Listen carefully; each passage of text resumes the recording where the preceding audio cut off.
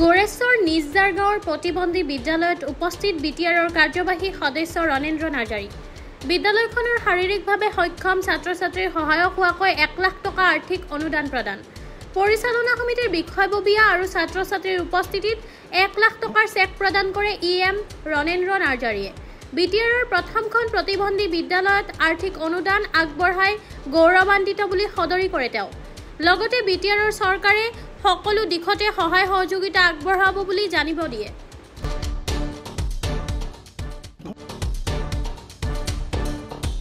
আজি মই আমাৰ নিজজাৰ গাঁৱত ইৰোডা আগতে ইৰোডা বুলি নাম কৰি স্কুল আছিলে বিশেষভাৱে সক্ষম লোকৰ কাৰণে। এতিয়া ইৰোডা নমেনক্লেচাৰ চেঞ্জ কৰাৰ কথা ডিচিশ্যন হৈছে এতিয়া নতুন কমিটিয়ে।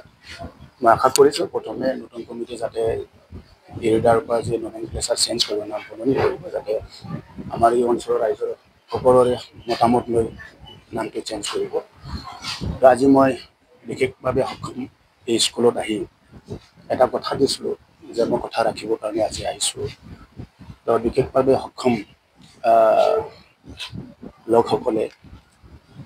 লোকসকলক আমি সকলোৱে অৱহেলিত কৰিব নালাগে, কিয়নো তেখেতসকলে আমাৰ জীৱনৰ আমাৰ দেশৰ অবিচ্ছেদ্য অংগ হয়। আৰু এই হিচাপে মোৰ দায়িত্ব আছে এই অঞ্চলৰ এজন প্ৰতিনিধি হিচাপে মই আজি এই বিশেষভাৱে সক্ষম স্কুলত এই কমিটিক মই 1 লাখ টকা অনুদান দিয়াৰ কথা কৈছোঁ। আৰু 1 লাখ টকা অনুদান দিয়াৰ সেইকাৰণেই দিছোঁ যে সেই বিশেষভাৱে সক্ষম স্কুলৰ কাৰণে বহুত টিচাৰসকল আছে, তেখেতসকলক দৰমহাৰ কথা আছে। তেখেতসকল পৰিচালনা কমিটিয়ে যাতে প্ৰথম চলোৱাত যাতে সহযোগ হয়, ইয়াৰ কাৰণে মোৰ পৰা মই নিজৰ তৰফৰ পৰা 1 লাখ টকা আজি অনুদান দিম। আশা কৰিছোঁ সকলোৰে জীৱনত এটা মানৱতা এটা মন আহিব লাগে, কিয়নো বিশেষভাৱে সক্ষম লোকক আমাৰ নিজৰ জীৱনৰ আৰু আমাৰ দেশৰ অংগ হয়। তেখেতসকল আমি সকলোৱে চবেই যদি আমি দান বৰঙণি দিয়ে নিশ্চয় ভাবোঁ বিটিআৰ অঞ্চলৰ এই প্ৰথম আমাৰ স্কুল হয়, এটা স্কুল আছে, এইটো প্ৰথম স্কুল, এইটোৱে এটা প্ৰথম স্কুল।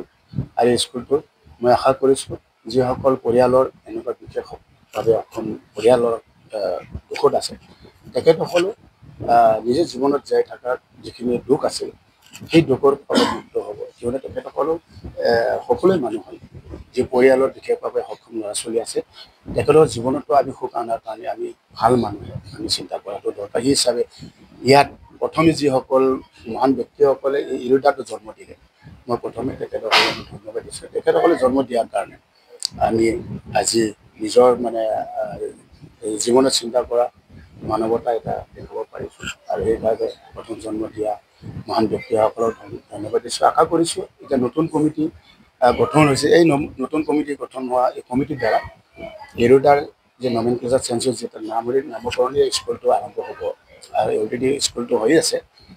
আৰু আশা কৰিছোঁ যাতে এই স্কুলটো সকলোৰে মৰমত যাতে এই স্কুলটো যি উদ্দেশ্যেৰে জন্ম দিছে আৰু এই উদ্দেশ্য সফল হ'ব মই বিচাৰ আছে। যিহেতু ডিমেনৰ পৰা আমাৰ বিটিআৰ প্ৰধান কৰ্মকৰ্তা ডাঙৰীয়া অলৰেডি আমাৰ ইৰোডাৰ পৰা ইয়াৰ আৰ্থিক অনুদান কাৰণে অনুৰোধ ৰাখিছে। আৰু 50 লাখ টকাৰে ইয়াতে ঘৰ স্কুলৰ ক্লাছৰুম বনোৱা আছে। ইয়াৰ কাৰণে মই আমাৰ চৰকাৰৰ বিটিআৰ প্ৰধান কৰ্মকৰ্তা ডাঙৰীয়াক ধন্যবাদ দিছোঁ। তো আমাৰ চৰকাৰটো আমাৰ ছ'চিয়েল ৱেলফেয়াৰ ডিপাৰ্টমেণ্ট আছে, এই ডিপাৰ্টমেণ্ট আমাৰ অফিচাৰসকলে আহি কিনে ইয়াতে গাইড লৈ আছে। আগন্তুক দিনতো মই এই স্কুলটো যাতে আমাৰ বিটিআৰ গভৰ্ণমেণ্টৰ পৰা আমাৰ ছ'চিয়েল ৱেলফেয়াৰ ডিপাৰ্টমেণ্টৰ পৰা আমাৰ যাতে যিখিনি আমাৰ সহযোগ কৰিব লাগে এইখিনি মই অনুৰোধ ৰাখিম। আৰু আমাৰ ইএম গৌতম দাস ডাঙৰীয়াও এই স্কুলৰ প্ৰতি বহুত মৰম আছে, তেখেতে নিজে আহি ইয়াতে দায়িত্ব লৈ আছে। নিশ্চয় খুব এটা মহৎ প্ৰচেষ্টা। মই আৰম্ভণিতে আমাৰ বিটিআৰৰ ইএম শ্ৰদ্ধাৰ আমাৰ স্থানীয় MCLA ৰণেন্দ্ৰ নাৰ্জাৰী আপুনি শলাগ ল'ব লাগিব। আমাৰ উদ্দেশ্যটো মহৎ। আচলতে সমাজৰ এই ল'ৰা ছোৱালীখিনিক ডিফাৰেণ্টলি এবল এই ল'ৰা ছোৱালীখিনিক বাদ দি আমাৰ সমাজৰ সৰ্বাংগীন বিকাশ সম্ভৱ নহয়। তেওঁলোকক বাদ দি আমি আগুৱাব নোৱাৰোঁ। গতিকে তেওঁলোকক লৈ আমি আগবঢ়াৰ এটা প্ৰচেষ্টা আমি হাতত লৈছোঁ। আচলতে অনুষ্ঠানটো অলপমান পুৰণা, কিন্তু মাজতে বিভিন্ন খেলি মেলি মিডিয়াত নিশ্চয় গম পাইছিল। খেলি মেলিৰ ফলত অনুষ্ঠানটো প্ৰায় বন্ধ হোৱাৰ পৰ্যায় পাইছিলোঁ। আৰু এইবাৰ আমি ৰাজহুৱা উদ্যোগত এই অনুষ্ঠানটো পুনৰ চলাবলৈ লৈছোঁ। বিভিন্ন ব্যক্তিয়ে আমাক সহায় সহযোগ আগবঢ়াইছে আৰু আজি আমাৰ ৰণেন নাৰ্জাৰী ডাঙৰীয়া ইতিমধ্যে আমাক জনাইছে তেখেতে 1 লাখ টকা আমাক প্ৰদান কৰিব ভৱিষ্যতৰ দিনত এই স্কুলখনৰ কাম কাজখিনি কৰাৰ কাৰণে তেওঁক ধন্যবাদ জনাইছোঁ। আৰু এই অঞ্চলৰ অকল অঞ্চলৰ বুলি নহয়, আমি অন্তত 20-25 কিলোমিটাৰ ৰেডিয়াছৰ ল'ৰা ছোৱালী আমি ইয়াত শিক্ষা দিবলৈ চেষ্টা কৰিছোঁ, যিখিনি স্পেচিয়েলি আপোনাৰ আমি সমাজৰ মানুহখিনি এৰি যাব খোজে, তেওঁলোকক লৈ তেওঁলোকক সমাজৰ মূল খুঁটিত আনি আমি তেওঁলোককো আমাৰ লগতে আগুৱাই লৈ যাবলৈ চেষ্টা কৰিছোঁ। আৰু ইয়াত আমাৰ সহযোগ কৰা আটাইকে আমি নিশ্চয় স্বাগতম জনাম।